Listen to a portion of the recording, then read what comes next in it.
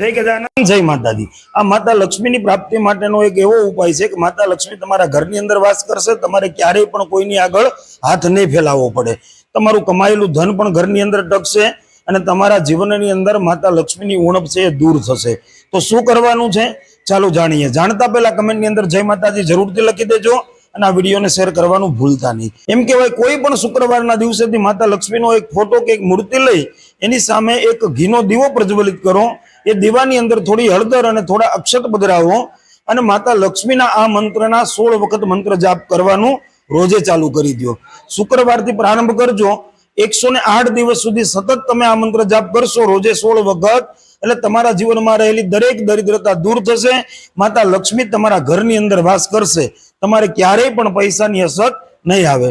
તો કયો છે મંત્ર જે તમારે રોજે 16 વખત બોલવાનો છે?